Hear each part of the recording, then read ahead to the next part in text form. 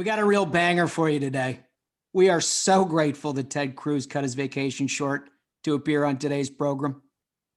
Ladies and gentlemen, welcome to Ruthless. Democrats are set to take control of the U.S. Senate, House, and the White House. This will go down as one of the most progressive administrations in American history. God willing, everything is on the table. You now can pass things without a filibuster threat. That's right. Oh, you'll regret this, and you may regret it a lot sooner than you think. You and I have a rendezvous with destiny. We'll preserve for our children this, the last best hope of man on earth, or we'll sentence them to take the last step into 1,000 years of darkness. All right, fellas, this is a big one. This is the big one. Man, the hype around this episode has really been building. Oh, and you know what? We even got a sponsor. We're brought to you today by Americans for Public Trust. We're getting big. Man. We're all grown up. We're all grown up now. It turns out when you get hundreds of thousands of people that listen to you, people they want to sponsor your program. That's some good news. We're getting up in the game. And you know, folks, I think Josh is right. We've got a banger of an episode today. I mean, let's start with the fact that we have Senator Ted Cruz, who is obviously one of the biggest names in politics today. And he's had a 5-day run where there is no name in politics that you've seen more than Senator Ted Cruz. Yeah, big get for the show. Huge. And I mean, that interview, I mean, it's a hell of an interview. And we tried something new. We did Smug and I both on an interview. Yeah, ran the gauntlet. Give him credit for that. So, you know, a little temptation to stick around here. This sucker, you're going to like it. Honestly, it's the best interview that we've done. We got into everything. He was hilarious. I mean, honestly, huge credit to him. Huge credit to his staff for letting him show up, because we did not pull any punches on this one. This is the real deal. And he pretty much conceded the point, right? It was like, yeah, you know, I mean, I can't believe I'm doing your podcast. It's awesome. I love this show so much. You know what else I love is, I mean, it looks like we're going to sync Neera Tanden's confirmation. Oh, you get it to look a lot like Christmas. The Ruthless variety program, as you know, has been absolutely fixated on one nomination. Yep. And that is Neera Tanden. We have done, I think, 4 episodes on Miss Neera Tanden, and she's run into some serious turbulence. Yeah, for first-time listeners, Neera Tanden, those folks who don't know, Neera Tanden was the head of the Center for American Progress, which is essentially just like the pro-Hillary Clinton organization. For her entire life, Neera thought Hillary's going to be president, which would make her chief of staff of the White House. And you know what? A man named Donald Trump kind of destroyed that dream. So now Neera has somehow clawed her way to get nominated as head of OMB, which is hilarious because, I mean, as we brought up previously on the program, if you look up Center for American Progress on Glassdoor, you have like 100 reviews saying like, yeah, working there was fine, except management was awful. So, you know, the head of that organization being selected for the office of management and budget when the problem there was management. Yeah, so we won't go through the greatest hits. We've got 4 to choose from. You should look back on all of our various Neera programming to understand why it is that she's so terrible. Let me just cliff notes it for you. She's terrible. And so the latest update now is that Joe Manchin has announced that he's going to oppose her nomination. Susan Collins has announced she will oppose her nomination. And Mitt Romney has now announced he will oppose her nomination. So it's looking like it's down to Lisa Murkowski, folks. Yeah, that is it. And so, you know, look, far be it from us to suggest what to do with your time, but I can promise you this. If we are able to sync Neera Tanden this week, we are going to do the most outrageous variety program song that we've done today. We have done some shanties. We have done some off-key songs. I swear how dare you? Look, it's a self-criticism, really. I will embarrass myself for this program. If we can sync Neera Tanden, I will sing the most outrageous song possible. It is so worth it, folks. I will suggest how to spend your time. Call Lisa Murkowski, tweet at her, folks. We're at the 99-yard line. This song will be worth it. We synced Nira. I mean, wow. And while you're at it, everybody else, like if you're not in a state, if you're not living in Alaska, send your senator a note too, because you could be surprises. I saw Rob Portman, who's the ranking member on the committee of jurisdiction, also announced his opposition. So that's terrific. I mean, look, we're headed in the right direction. We just got to nail this sucker down. Yeah. The power of Ruthless, folks. The power of Ruthless. And I'll just say, look, I don't want to pat ourselves on the backs too much, but we did an episode, 2 episodes on the Lincoln Project, and boom goes the dynamite. Adios. Right? And then we got an episode in on old Duck Glow, and out he went. Adios. So here's Nira. We've done a bunch of episodes on Nira. It takes a lot to sink a cabinet level appointment. It takes a village, folks. We are on the precipice. And look, I have a selfish reason to want to sink Nira's nomination. And obviously, she's done a lot of reprehensible things. She's called probably half of the Republican Senate conference Russian assets, personally attacked them. I'll put all of that aside. I want Nira back on Twitter. She is the Tiger Woods of shit posting. And it is an absolute shame that she might go into the administration and we would lose that forever. So Nira, I want you back. Please come back to Twitter. If this nomination goes down, we get back some of the best shitposting content in political Twitter. So please call Lisa Murkowski. It's so good. It's the kind of posting you really want to set an alarm for about midnight every night and get up and check your phone and see what she's up to, because after midnight is really when she comes alive. It's like Gremlins. It's like, here we go. Yeah. My favorite, by the way, I think from the first episode that we did on her, was the college student saying, Nira, it's 2:30 in the morning and you're arguing.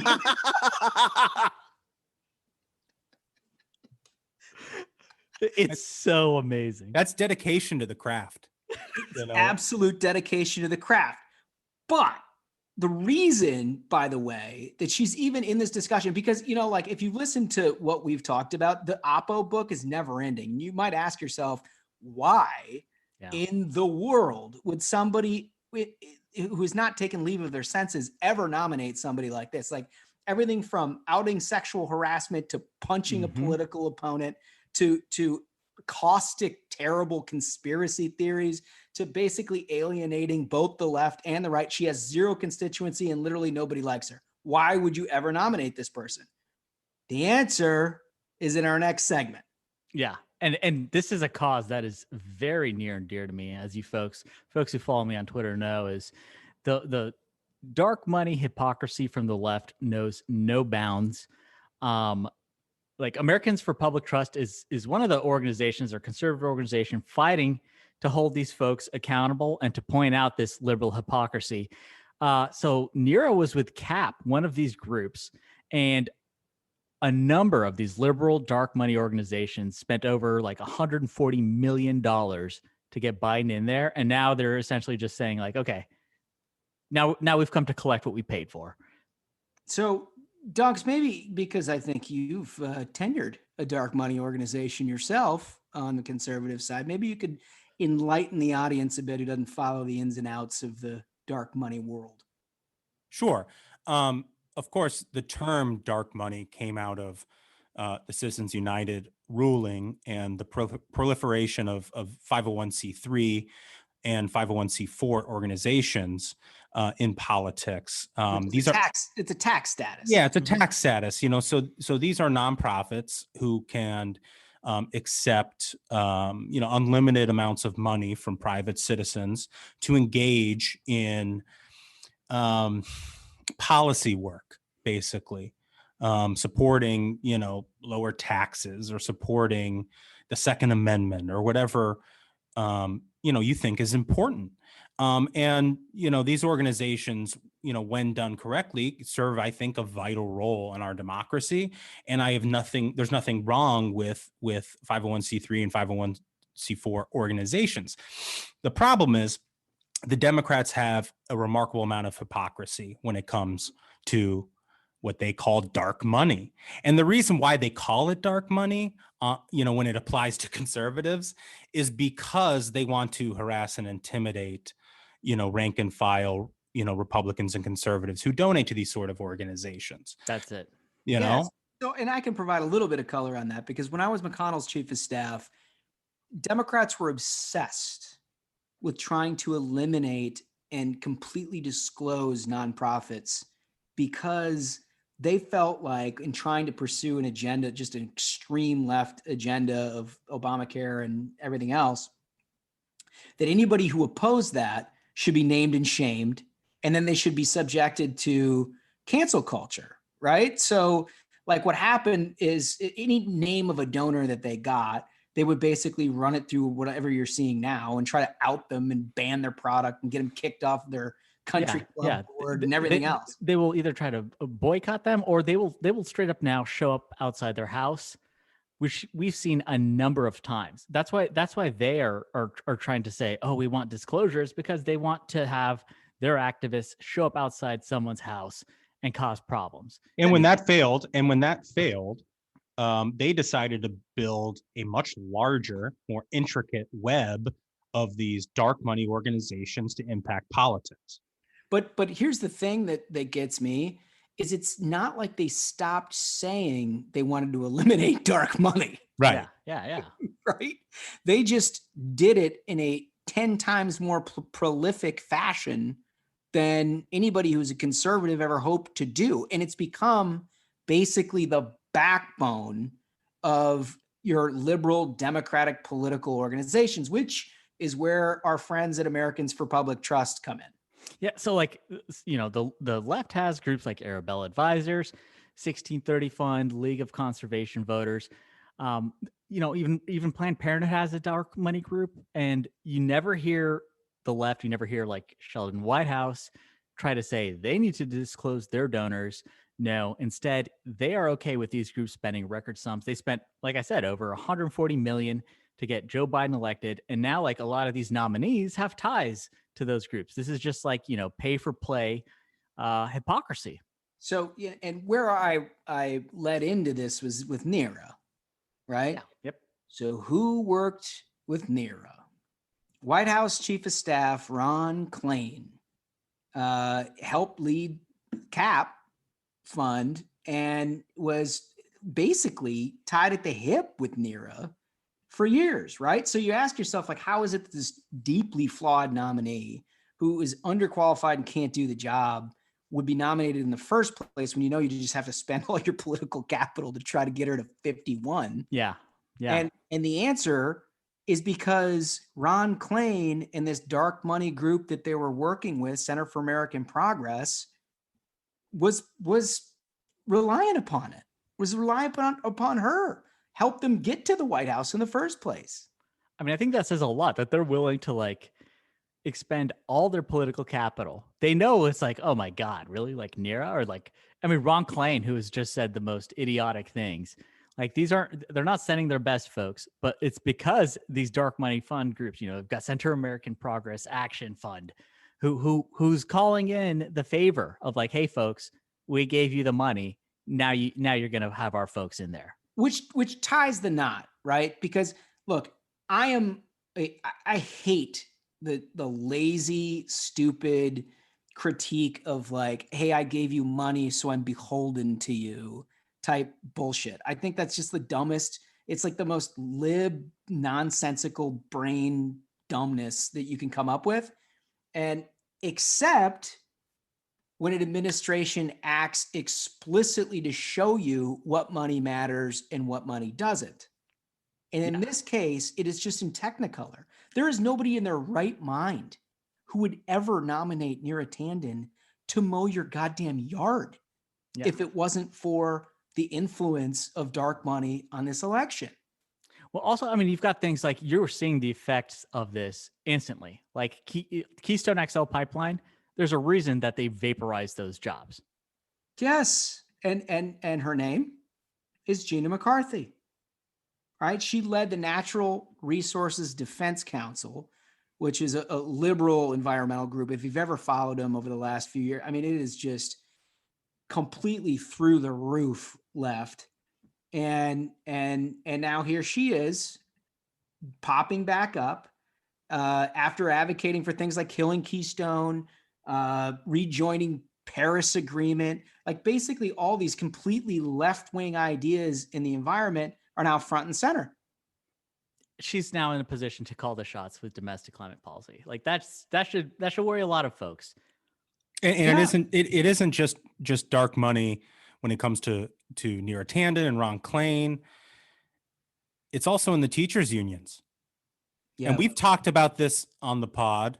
Yeah. And last week I said, we are going to treat this reopening schools issue like we treated Georgia during the runoff. And that is, we are going to talk about it. And we're going to continue talking about it. Yep. And teachers unions use dark money to support Joe Biden's bid for the White House. Now they're using that influence to keep schools closed. And it's so obvious, Duncan. Like the thing is it when you listen to the director of the CDC, unvarnished, she said, "Oh yeah, we should get kids back in schools at a very low transmission rate. We've found that the schools that have been reopened have operated very safely. We think that as vaccines progress with communities across this country, there's no reason why kids can't be in school." And then all of a sudden, she issues a statement a week later about the guidance from the CDC, noting explicitly that their guidance had changed after conversations with the teachers unions. And you got American Federation of Teachers donating $2 million to Priority USA Action, Democratic Super PAC, who spent $44 million supporting Joe Biden. You got the National Education Association, which gave $500,000 to Take Back 2020, another Democratic Super PAC. And then you also have AFT, who gave $175,000 to Take Back 2020 as well. So you've got these teachers unions using all of their money to elect Joe Biden, and then suddenly the CDC has a change of heart. Weird how that works. It's funny, strange. Right? Funny, right? But yeah, I mean, bottom line is the thing is that, like, when the Dems came in, when Joe Biden arrived, he was like, "Oh, we're going to have unity." They promised unity. And what you're getting is just extremism. You're getting straight up extremism in policy and personnel who he's trying to get in his cabinet, all in service to these dark money donors. It's pay for play, like on steroids. It's out of control. And that's the point. That's the link, right? Mm-hmm. It's not like you can just look at an FEC report or look at, whatever anybody's participation is in the political process and say like, oh, this politician is beholden to this person because they gave him a couple $1,000. That's lazy bullshit. But when you see appointments and you see an agenda that is directly linked in a way that obviously wouldn't be the case if it wasn't, like, again, nobody would nominate Neera Tanden to do anything if it required advice and consent of the Senate. Nobody do it unless you were completely beholden. There isn't a single American who would look at what's happening with our schools right now and take the position that the Biden administration is taking with regards to reopening if you weren't beholden to the teachers unions. Bingo. That's it. And this has been a, if you follow me on Twitter, this has been a cause near and dear to my heart, is calling out the liberal dark money. So, shout out to Americans for Public Trust. I invite anyone who's interested in it. I'll even tweet out the link because this group's doing a good job calling them out on it. It's americansforpublictrust.org. That's americansforpublictrust.org. We gotta start calling them out, folks, because the hypocrisy is just out of control. And isn't there a bunch of, there's a bunch of scuttlebutt in DC about conservative groups sort of locking arms here and getting behind what Americans for Public Trust are doing to try to expose some of this stuff. Because God knows, it's not like the media is going to report it. Yeah, that's the problem is, they're out there putting in the work, trying to get these conservative groups together to get the word out on it. So, we're happy to help in that endeavor. It's just going to be so great, guys, that all of these dark money groups helped elect Joe Biden and now are exerting all this policy influence. And then the Democrats are going to turn around in HR1 and say, those Republican super PACs are the devil and Yeah, must right. be destroyed. Get the fuck out of here. Like I would love to see Sheldon Whitehouse be like, "Oh yeah, we need League of Conservation voters to disclose their donors. We need Planned Parenthood action to disclose all their donors." Not gonna happen. Nope. I mean, they're counting on, and this is where Democrats play a good round of politics. They're counting on Republicans to do the right thing and block HR1, which is it's like a voting rights bill that includes things like vote harvesting and nationalizing elections, making taxpayer-funded elections. By the way, that's in there. That's in there. In other words, like you can't donate to a candidate; the government is going to do it for you. I mean, hey, welcome to China, folks. That's the way that runs, right? I mean, it's just completely bonkers. But look, we're going to stay on this issue because it is making a difference in the way that they govern. If it was just a matter of dollars and cents, we would just figure out a way to compete with it and try to, have Republicans go out and raise more money. But that's not what's happening here. I mean, that's what's happening is that they're actually buying the agenda. Yep. Pay to play, folks. Straight up. I think. So, what we should get into now? Yeah, Modern Jeff needs to play. He needs to play our game show.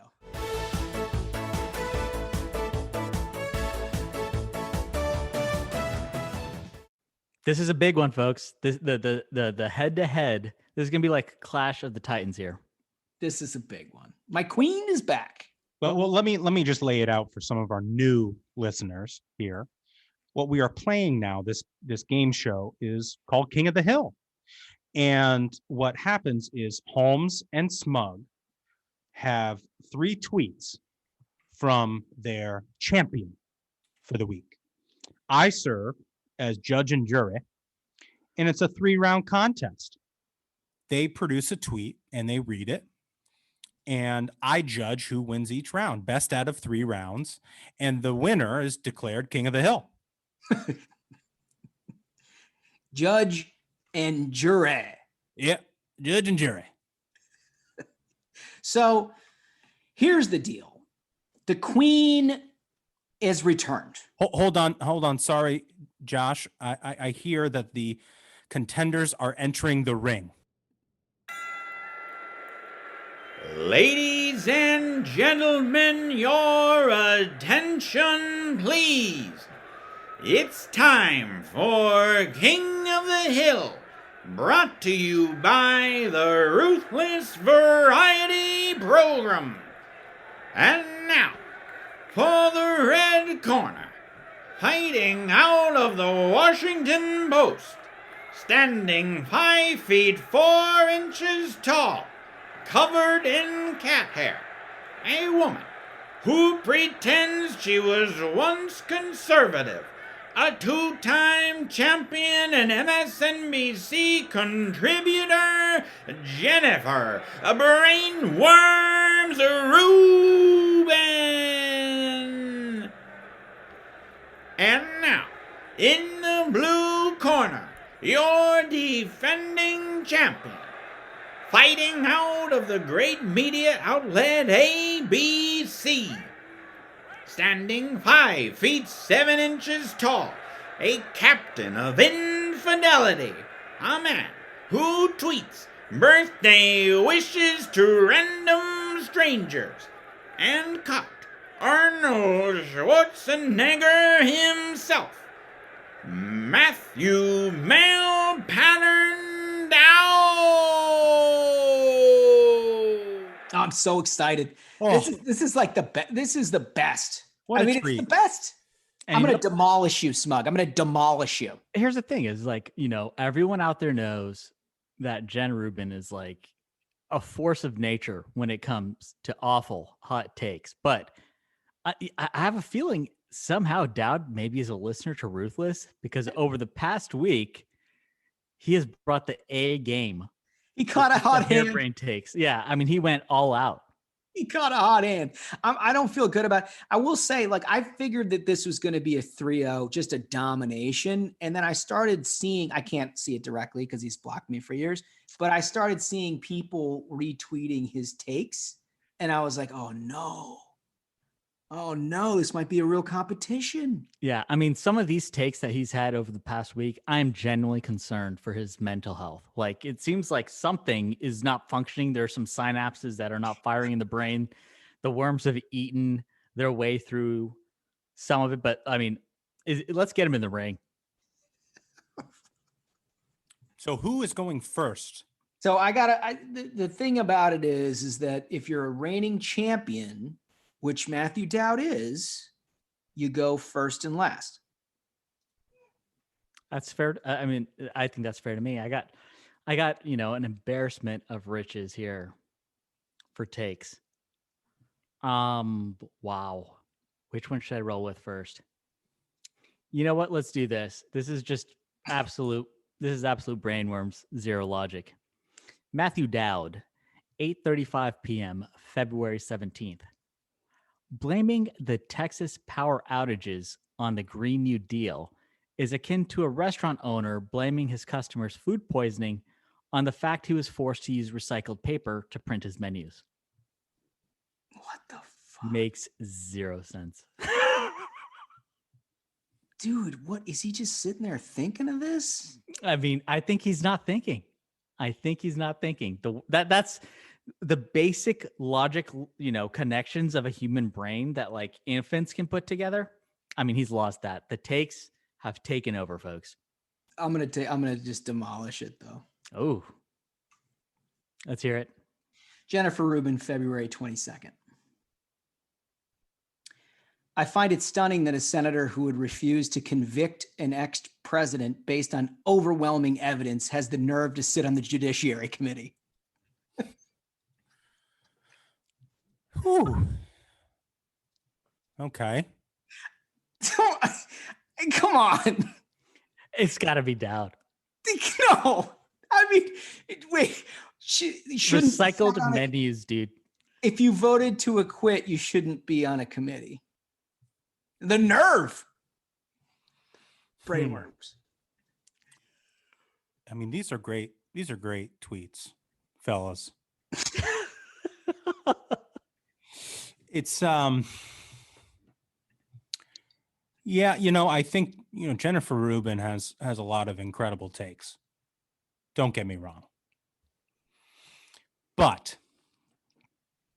Matthew Dowd here has given us really an incredible tweet. Recycled plates? What was it? Menus. He doesn't even know. It's not. Menus. It's no. This is nonsense. Oh no, it's right. This is nonsense. It's right. A recycling Green New Deal joke. Yeah, it's lefty. It's just kind of a liberal thing. It's a great take. It makes zero sense. It's proof of brainworm. This is somebody who's basically says that if you're a Republican, you shouldn't sit on committees. Well, look, I'm going to let you read it again one more time, Holmes. Okay. I'm happy to do that. Okay. I find it stunning that a senator who would refuse to convict an ex-president based on overwhelming evidence has the nerve to sit on the Judiciary Committee. It is good. I mean, that's just rock solid. It's good. It's good. I think Dowd is better. Oh. Round one goes to Smug. Because I mean, like in his comparison, really, it would be recycled food, right? Yeah. It wouldn't be a plate. It wouldn't be a menu. He can't connect the basic ideas. He doesn't know what he's saying. It doesn't make any fucking sense. I love it. Let's go round two.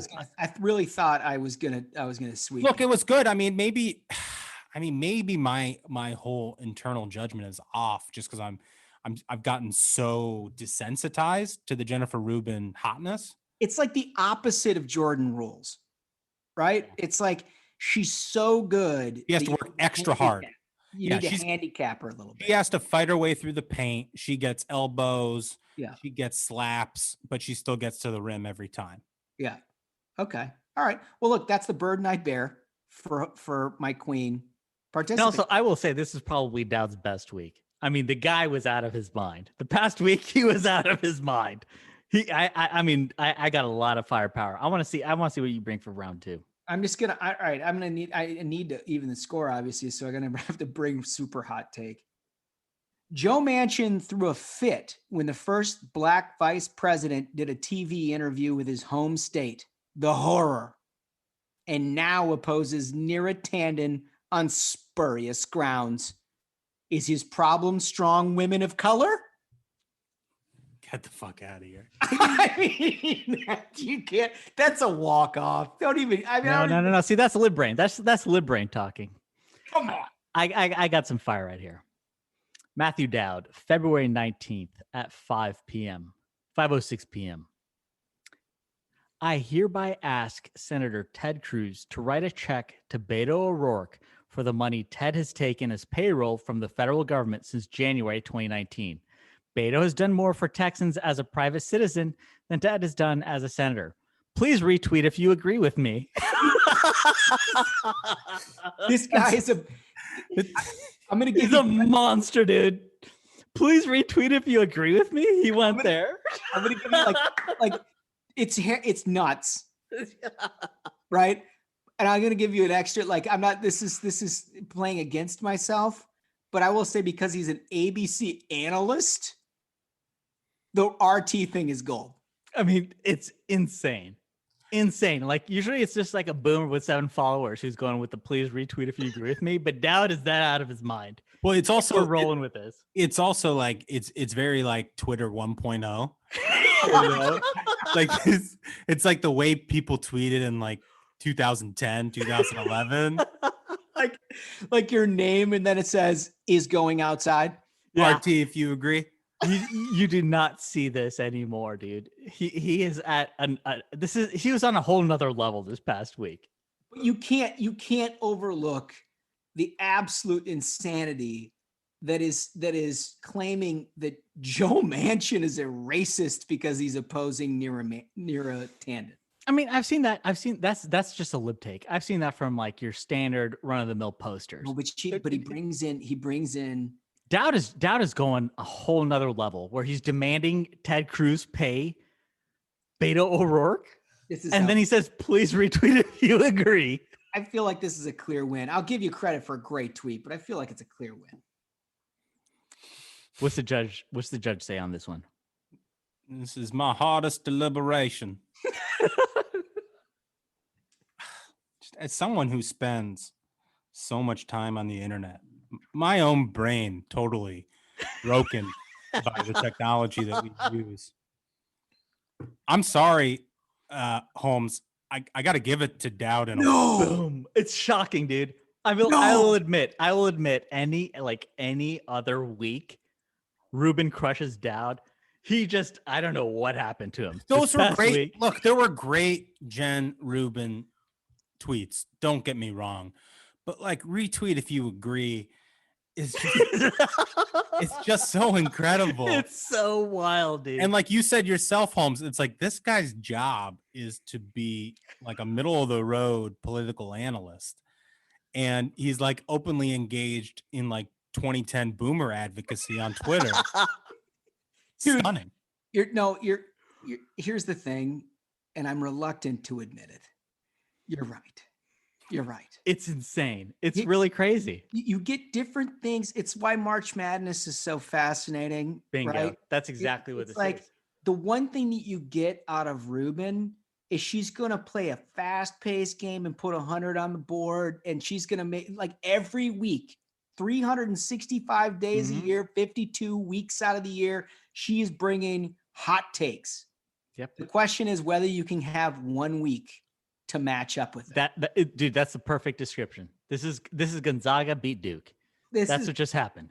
This is the Baltimore, what is it? UMB, University of Maryland, Baltimore beat Arizona Wildcat or beat Virginia Cavaliers. This is That's right. What happened? This is what happened. But I will say he's now a back-to-back champion. That is something. He's scrapping. I'll give this to you, Matthew Dowd. Keep them rolling. Keep them rolling. I mean, it's possible that he's totally broken, and I believe that. I believe that he's very possible he's completely broken. He might be listening. Maybe this is going to be like one of those things where I'm fielding never Trumpers one after another to try to compete, and I just can't get there. Dude, if Dowd becomes like the Wall, I will be so proud of him. Like, well, so you brought up, March Madness. I'm just curious what y'all think. I mean, what are we gonna do for March Madness? I mean, I feel like we got to adapt a game show. Oh no, we are. I'm absolutely bringing back the liberal hack tourney. We're gonna bring it here on Ruthless. Do you think we do it as like a lightning round sort of thing, where it's like one tweet, or how do you do it? I think we're gonna do it like we're gonna let the people vote. We're gonna definitely have to have like a selection Sunday, because we've shown how seriously we take selecting who are the best hacks out there in the game. Like, we'll get our 64, we'll get our 65 with the play in, and it's got to be done for March. But let me just tell you, it is embarrassing the amount of time that we take. Yeah, it's selecting these people. We analyze it. And you have to, these people, these are hacks that are bringing their A games. These are top tier, broken brain, brainworm takes. And they need to get the recognition they deserve. Keep on posting, folks. Amen. So meanwhile, and just in terms of King of the Hill, before we sign out of it, the rules are that if you lose King of the Hill, you have to sit out a week before you can return, which means that Ruben's on the shelf. I'm hunting for challengers, minions. My DMs are open. Let's just get this. I love so much over the past week, like you'd see Ruben drop a crazy take, and then the replies are just like, Josh Holmes, that complete smug. Like, oh God, don't give Holmes the ammo. Because she's dropping the takes, man. She never takes a day off. I love the research arm of Ruthless. It's incredible. Yeah. Most powerful force on earth. Thank you, listener.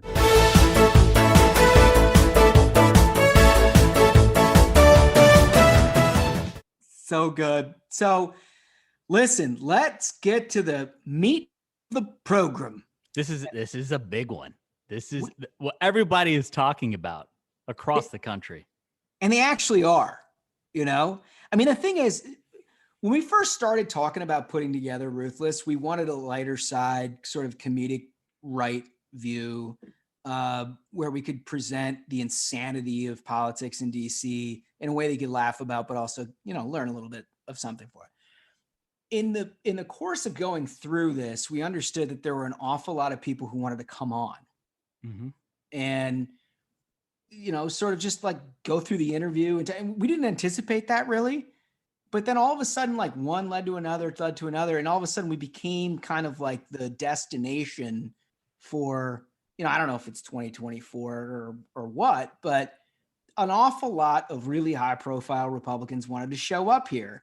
So we reached out to Senator Ted Cruz, and they wanted to come, which is fantastic for so many reasons. This interview, in my view, Smug, is the best one that we've done. I mean, it's amazing. Ted Cruz is the biggest name, as everyone knows, over the past week. You've seen the headlines, you've seen the stories, and now you're going to see and hear from Ted on Ruthless. We should get right into it. Senator Cruz, welcome to Ruthless. Glad to be with you, Josh. So, how was your weekend? Calm, uneventful, not much of anything going on. Yeah, I can imagine. I mean, I didn't turn on the news without a sighting of your dog, it was just, I think there was 35 different Washington Post stories about you this weekend. Look, I haven't had this much negative press coverage since Northern California in the 1960s. Man, that took away the question I had about the Zodiac. Thank you so much for getting right to it. It is a strange business I've had. By the way, I've had multiple people out of the campaign trail come up to me and say, "Are you in fact the Zodiac killer?" And my sort of standard response is, if I was, I'm not sure you'd want to ask me that question. Oh man, yeah, that's good. That's good. Well, you took away half our program because we really wanted to get there goes all the Zodiac talking points. But in all honesty, off the top, both of us, and I know our audience is actually very curious about Texas and how things are going. I know there's an awful lot of people in your home state who are still sort of suffering there, and anxious to get your thoughts on that. Oh, look, it was a horrific week. I mean, we had not one, but two nasty storms that hit us one after the other. Texas is not, we're not used to snow, we're not used to ice. And so the state, anytime we get it, shuts down. Here, the combination, as you know, it knocked out about 4 million homes lost power and lost heat. And it was an enormous problem. I think a lot of Texans are rightly pissed off. I mean, we're the energy capital of the world. We couldn't keep our friggin' lights on or heat on. Yeah. And that's infuriating. And so there are going to be some very real questions about why the grid wasn't prepared to handle this, and what were the policies at the state level governing the grid that created a condition where so many Texans could lose heat and power, and an awful lot of folks lost water too. We have a lot of homes with busted water pipes. A lot of our communities had boil water notices. They're starting to lift those. Most of the homes have their power back on, but there's going to be some repair and recovery coming out of it, and then an awful lot of discussion about how do we make sure this doesn't happen again. Yeah. Is it the case that Texas's power grid is sort of disconnected from the rest of the country? Is that part of the issue there? So it is. So Texas has its own grid. It's governed by what's called ERCOT, and we're not connected to the national grid. What that means is the feds don't get to regulate us. So well, that's other good, parts. Good part of that.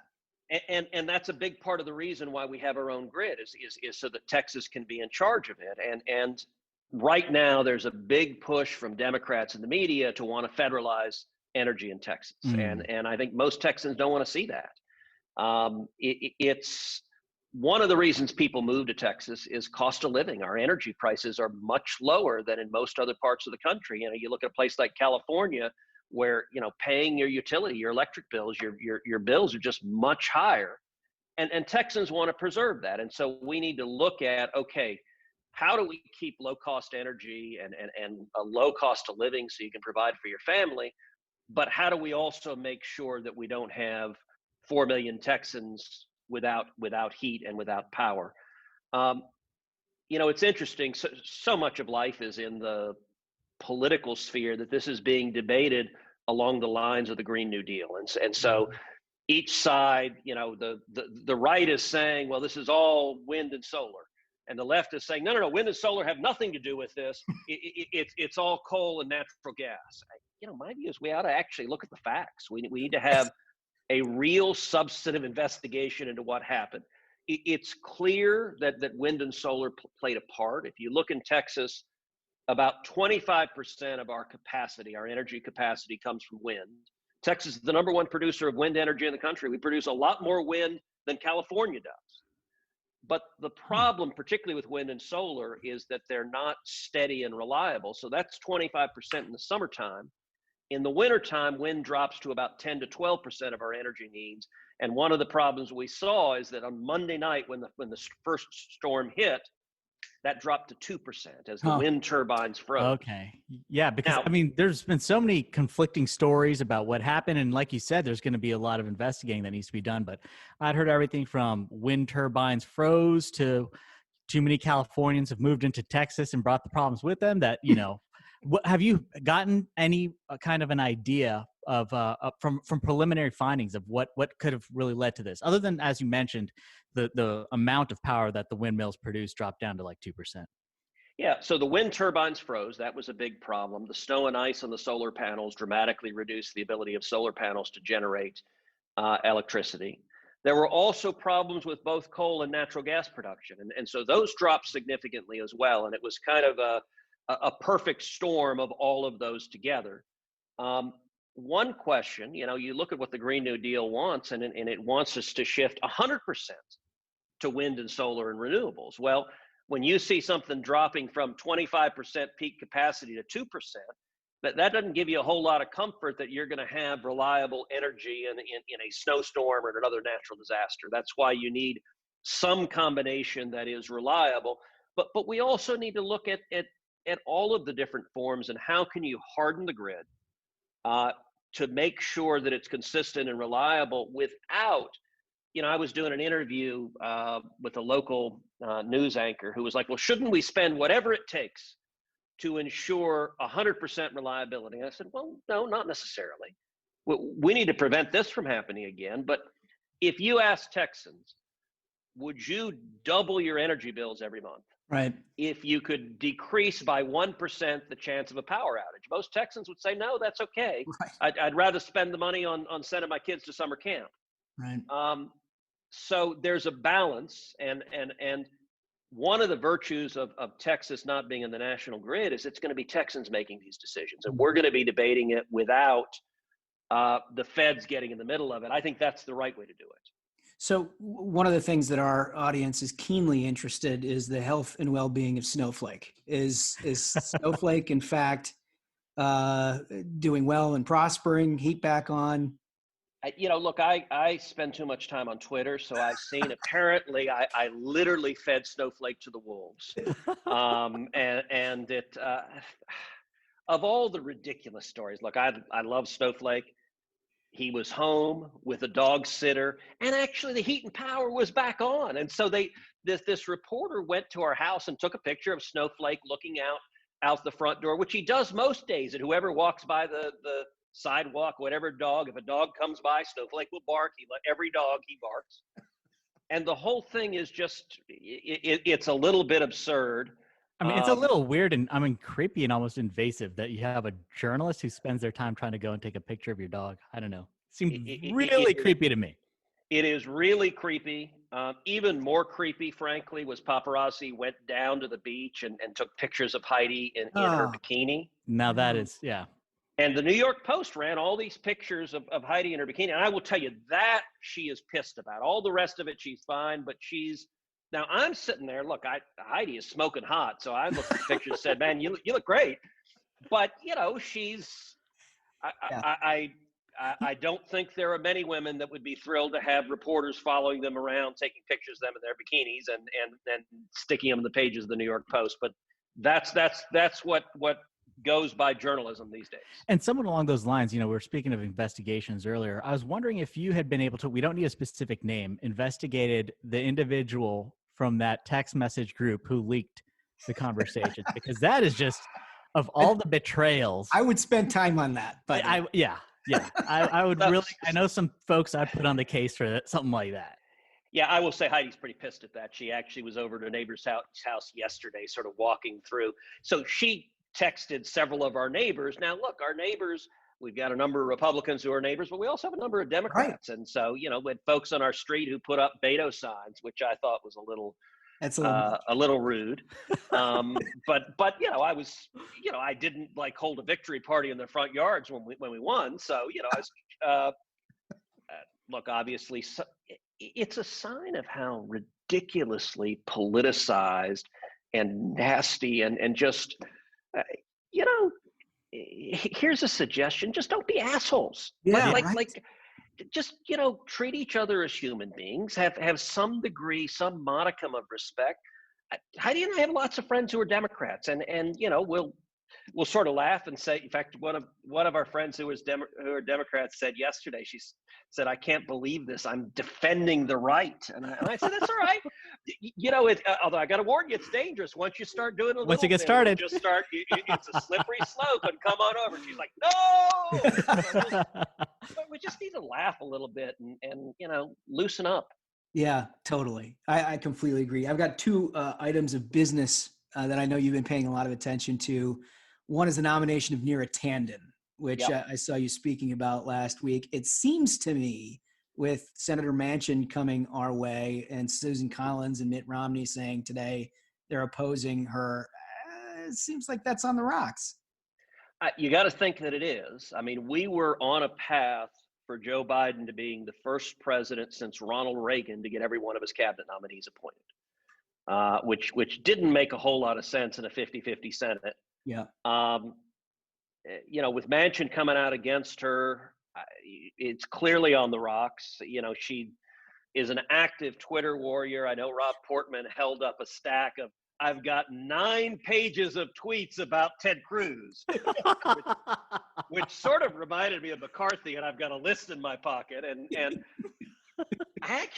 what it really made me think is that Mayor Tannen must not be a very effective tweeter, because I don't think I've ever seen a tweet she sent about me. And if she sent 9 pages, she needs to get a little more effective. You know, Rob read something about how vampires have more heart than I do, and I'm like, okay, I don't know what you got to get against vampires, but Yeah, I can give you the Cliff Notes version is that we're all Putin's tools. That's all of us, actually. Smug, myself, Senator Cruz. You clearly have 9 pages worth of derogatory remarks, but she is prolific. Let me just tell you, the conspiracy theories that were coming out of her Twitter account are really something else. Comrades, I don't know what she's talking about. So all right. Well, we can hope and pray that Neera Tanden is not confirmed on that. But the second one you actually had today with Merrick Garland. How did that go? You know, he's doing pretty well in his confirmation hearing, and Judge Garland is he's a serious man. He's someone who he's spent 23, 24 years on the bench as a federal appellate judge. He's got a reputation of integrity. He's got a reputation of not being a partisan warrior. And so the hearing is actually going quite well. I mean, the Democrats are all, just singing his praises, but even the Republicans, frankly, in the spectrum of people Biden could have nominated to be AG, and there are some crazy partisan nut jobs that he could have nominated. Garland has much more of a reputation for being nonpartisan. Now, I mean, a lot of my questioning focused on, look, for 8 years of the Obama administration, DOJ was ruthlessly partisan. Are you going to be able to stand up and stop that? You know, whether it was the IRS targeting conservatives, whether it was Operation Choke Point trying to shut down gun sellers we had, or whether it was Crossfire Hurricane targeting Republicans and going after them. Garland at least said he would stand up and fight against that. Now, I don't know that I believe that necessarily. I think there's going to be enormous pressure. I also think there's going to be lots of minions at DOJ. Sorry, Smug, but minions in a bad sense, who are going to do really bad stuff. And I don't know how confident I am that Garland is going to be able to, or even necessarily want to rein them in. But I'm hoping the commitments he's making today, we can at least hold him accountable to if DOJ doesn't meet that standard. I would be thrilled to see a Department of Justice that is not a partisan attack machine the way it was under Obama. And so we'll see what happens, but I do think Garland's doing a good job so far. Yeah, that's good. Well, look, I can only be an improvement over the Obama Justice Department, as you mentioned. I mean, I even forgot about the Lois Lerner IRS stuff until recently. I mean, there was absolutely no repercussions for any of that. They just sort of walked on it. Just incredible. Yeah. So the other question that our audience is dying to know about, which are big Ted Cruz fans, I might add. Are you giving some thought to running for president? Well, you know, I did plan to make an announcement here on this podcast. That's what I was thinking. Wonderful. This is the place to do it. And the announcement is Texas is an amazing state, the greatest state in the history of the universe. That's my announcement. And we'll see what the future holds. Obviously, I ran in 2016 and we came really damn close. Yeah. And it's the most fun I've ever had in my life. Is that right? Because I was going to ask about that. Is the experience itself was worthwhile? I loved every winning second Iowa of had every to minute feel of every great. day. I remember that. It was winning Iowa was great. We ended up, we won 12 states. What was incredible, frankly, was the grassroots enthusiasm. You know, we had in that 2016 campaign, we had 326,000 volunteers. Wow. We raised $92 million, the most money any Republican has ever raised in the history of presidential politics. That came from 1.8 million contributions. And it was, we would see all the time. All right, one of my favorite stories, two stories from that campaign to just give a sense of the feel on the ground. One, at the California State Convention, these two little kids, a little boy and little girl came up to me, and they were probably 6, 8 years old. and they said that they had just had a lemonade stand the weekend before, and they had envelopes of all the quarters they had collected, and they contributed them to the campaign, the quarters from their lemonade stand, because they said, we got to save our country. It's wonderful. And when you're looking at little kids who are giving you their lemonade money, I mean, that takes your breath away. Totally. A related story. So in Indiana, Heidi was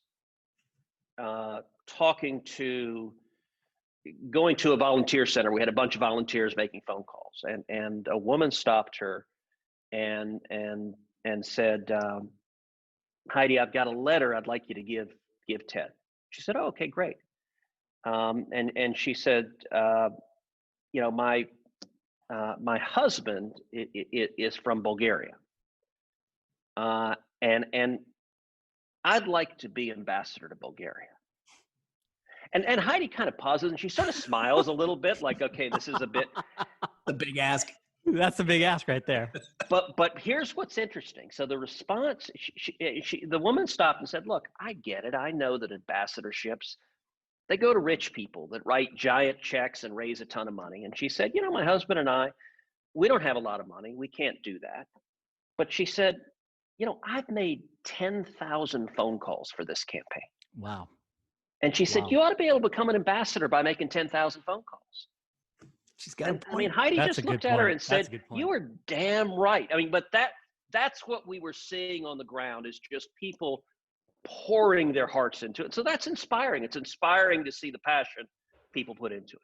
Oh, that's really neat. That's a great story. Do you think there's anything different in your perspective if you were to run again? I mean, clearly everybody learns a lot each year that you spend in politics. I mean, I've been doing this 20 years. I feel like the world is so different each and every cycle, let alone a decade ago. Do you feel like there's just a sort of a different approach or other things that you learned along the way?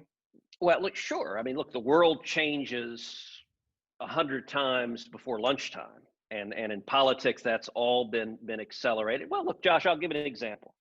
If we were to jump into, say, a hot tub time machine and go back to 2013, and you were to tell the 2013 Josh Holmes, you're going to be asking Ted Cruz to go on your podcast, what would you say to that? I would have strangled him to death. That's pretty amazing. That is amazing, right? And if you'd have told Senator Ted Cruz that you would be going on Josh Holmes's podcast, you would have set your staff on fire. Well, true enough. So, look, the world is a strange and crazy place. And listen, there's no doubt as you go through battles, you get scars. I mean, if you're in battles, you're taking incoming and you're fighting back, but you also have a level of experience where, to mix your metaphors, it's not your first rodeo. Yeah. You know how they're going to attack, you know how to drive forward and to win a fight. And at this point, we've won a lot of fights. There's other fights we didn't win, but we fought the good fight. And I do think if you look at the impact of Trump, look, as a party, we're all debating sort of what's the post-Trump Republican Party look like. I think there's some folks in Washington that want to just go back to the status quo ante, go back to pre-Trump, pretend it never happened. It was this strange and terrifying anomaly, and let's go back to business as usual. I don't think that's going to happen. I don't think that's where the country is. I don't think that's where the party is. And I think the biggest shift that Trump represented that is really important is I think the Republican Party is a blue-collar party now. Yep. We're the party of the working class, and the Democrats are the party of wealthy coastal elites. And that, absolutely. How that shakes out, that's a big shift for a party that was the Chamber of Commerce party for a long time. That's just, I do think, listen, the best characteristic about Donald Trump is the guy's got backbone. He didn't shy away from a fight. And I think Republicans were desperate for, don't be a jellyfish, like stand up. And when the press attacks you, don't run away and hide, but like fight back. And Trump was very good at that. And I think people want someone who will stand and fight. There were also a lot of self-inflicted wounds, and whether on Twitter or on comments, he would say or tweet things that a lot of us wish he wouldn't. Right. And so I do think going forward, we are and should be the party of jobs and the blue collar and the working class. We need to be effective. We need to be willing to fight. We need to be willing to stand up to cancel culture. But I think people also want leaders who are effective and not shooting themselves in the foot. Yeah. Yeah. To wrap up this segment, though, you said we'll give you time to decide whether you run or not, but can we at least get your pledge that if you do, you'll announce it here on the show? It's a good try. He's got to shoot a shot. I'll tell you what. I'll say this will be one of the places I might announce it. Oh, right. Wonderful. We'll take that. We'll take that. We'll definitely take that. All right. We're going to do 3 lightning round questions we ask every guest.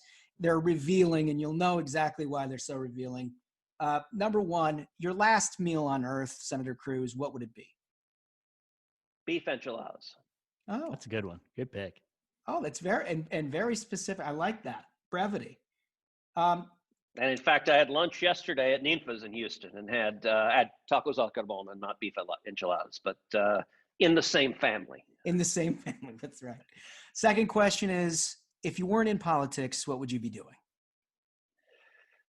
The realistic answer is I'd be a lawyer. That's what I was doing before. I like being a lawyer, arguing at the Supreme Court. The fantasy answer would be either a movie star or the starting point guard of the Houston Rockets. And I like that. Other That's than good. talent and speed and ability, I'm perfectly suited to both those roles, except for those minor failings. Listen, Rand Paul told us he was going to play Major League Baseball, so you're entitled to be an actor or whatever. Yeah, Rand's probably had a better shot of being a major league player than I had of being the starting point guard on the Rockets. I did play high school ball, but I rode the bench through high school basketball. Well, you backed down Jimmy Kimmel, right? I mean, that's got to be worth There you something. go. And that was the ugliest game of basketball in history. I mean, we played one-on-one. Okay, the thing you got to understand is we beat the living crap out of each other. I mean, it was basically the fouls. I mean, we would like hook an elbow and just like slam the ribs. The next day, I was walking into the bathroom. Heidi looked at me. She's like, "Oh my God, I probably had 75 bruises up and down my torso." And I mean, both of us, I beat them 11-9. Yeah. And let me tell you, neither one of us wanted to lose. I mean, this was what it reminded me of, and I actually invoked it at the end. You remember Rocky IV? Yeah, oh yeah. Oh, absolutely. Where Rocky and Ivan Drago, and they're both falling down and just pounding and pounding. That's what it felt like. Like both of us nearly died. Amazing. And we were just shocked to be at the win. So that was pretty surreal. Oh, we took great pride in knowing that you put down Jimmy Kimmel. I'll be honest with you. Couldn't have had it any other way. And he hates to this day. Hates. Oh yeah. So yeah. So every time Kimmel makes fun of me, I just sent out a video that we put together called Buckets and Blocks, and it's just a highlight film of me scoring on him and blocking him and blocking him and blocking him. This week, I think every single day this week, he's put out a video slamming me for Cancun and Snowflake.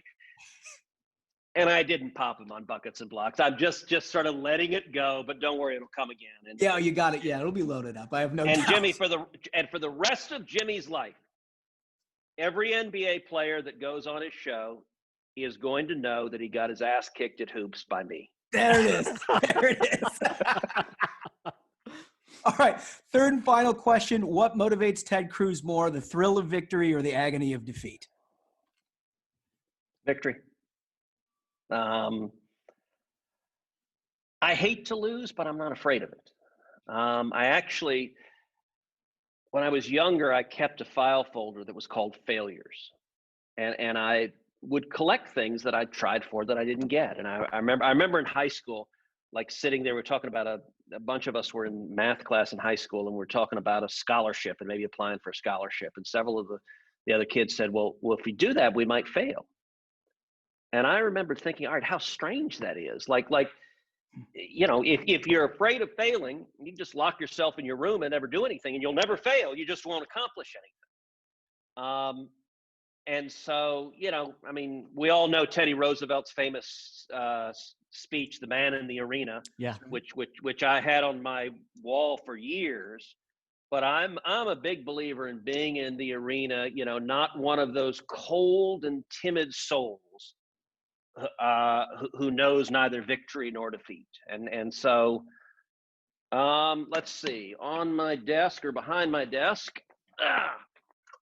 I've got this thing, which sat on Ronald Reagan's desk in the Oval Office for 8 years. It can be done, and believing in the power of victory and what can be accomplished, that makes the fight worthwhile. I love it. And just for the record, when you picked it up, all I could see is CAN. I was hoping it didn't say Cancun. No, I left that one a little further back. Senator Cruz, this has been absolutely terrific. We can't thank you enough for your time.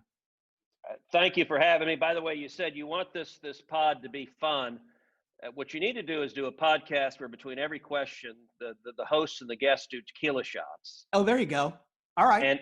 And by the way, I've been a big fan of having a presidential debate where every candidate between the questions and the moderators do tequila shots, because by the end, you'd get some candor that ain't never been seen before. You know what? I'm going to put it out there. I will be happy to moderate that debate when Ruthless is a sponsor in 2024. I think that has to happen. We will have our people reach out about the tequila debate. That is for sure. Thank you, Senator Cruz. We appreciate it. Take care. Thank you, guys. So he's definitely running for president, right? He has to. He has to. I want the Ruthless sponsored tequila presidential debate. But does this count? Does this count? You see, this is the thing: is we would obviously want anyone who's running for president to be interviewed on the pod. Does he have to come back on? Oh yeah. I heard the guy say he's got to do it. He's got to announce on Ruthless. I think every 2020, it's become clear. If you're running in 2024, you have to announce on Ruthless. Or we cyberbully. Yeah. Or we cyberbully. Yeah, we'll cyberbully the hell out of you. Very simple. Yeah. And the thing is like, we had Tom Cotton on first guest just because he's a hell of a guy and wanted to come on and like help us out. Right. Mm-hmm. And like, what we didn't anticipate is that this would actually be a destination for potential candidates. And I don't know if Tom Cotton's running for president. I don't know if Ted Cruz is running for president, but if they are, they got great interviews on Ruthless. Let's just keep this thing rolling. Yeah. I mean, I'm going to say it, folks. This is Ruthless is where Republicans go to announce their runs. It's where 2024, the primary will be decided. The Ruthless primary is the primary before the primary, folks. Listen, I will say this. If you are a communications director or somewhere in the communications office of some of these like potential candidates, the question is, if you book your principal on like, a cable news show, how much traffic are you really going to get? Unless they like fall and split their pants. Yeah. Right. Yeah. But like, if you come on Ruthless and you do a good job, man, people are all over it. Yeah. Right. I mean, look at the coverage this interview got even before it got out there. People love it. It's the Ruthless primary, folks. Many people are saying. So that is a banger of an episode. I mean, definitely one of our best. They're all great, but this was a special one, folks. Thank you so much for listening. We're loving all the support that we're getting, the listener numbers, the feedback. We appreciate all of it so much. So until next time, minions, keep the faith, hold the line, and own the libs. We'll see you on Thursday. Stay ruthless.